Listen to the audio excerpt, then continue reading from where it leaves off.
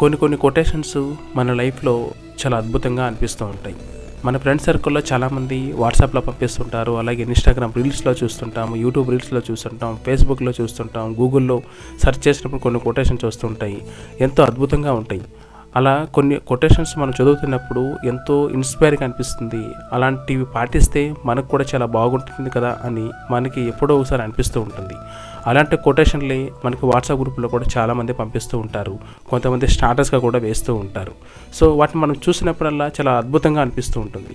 వాటిని అప్లై చేస్తే కూడా మన లైఫ్లో చాలా బాగుంటుంది కదా, ఇలా ఉంటే బాగుంటుంది కదా అని ఒక్కొక్క కొటేషన్ చదివినప్పుడు మనకి చాలా ఇన్స్పైర్గా అనిపిస్తుంది, చాలా అద్భుతంగా అనిపిస్తుంది. సో అలాంటి కొటేషన్సే కొన్ని నాకు నచ్చినవి మీతో షేర్ చేయాలనుకుంటున్నాను. చాలా అద్భుతంగా ఉంటాయి. వాటిలో మెసేజ్ ఎంతో దాగి ఉంటుంది.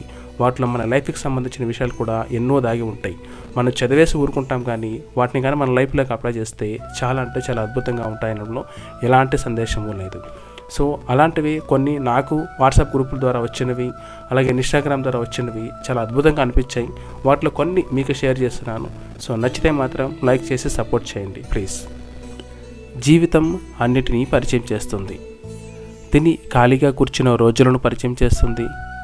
తినడానికి టైం దొరకని రోజులను పరిచయం చేస్తుంది. నిద్ర పట్టని రాత్రులను పరిచయం చేస్తుంది. నిద్రలేని రాత్రులను పరిచయం చేస్తుంది.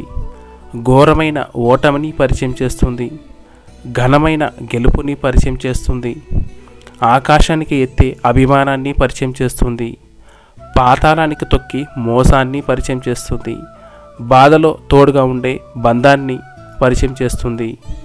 బాధించే బంధువులను పరిచయం చేస్తుంది. వంగి దండాలు పెట్టించుకునే అధికారాన్ని కూడా పరిచయం చేస్తుంది.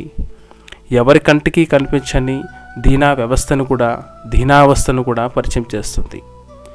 జీవితం అంటే ఇంతే. మనకు నచ్చకపోయినా వీటన్నిటిని మనం జీవితంలో ఎదుర్కోవాల్సిందే ప్రతి ఒక్కరూ.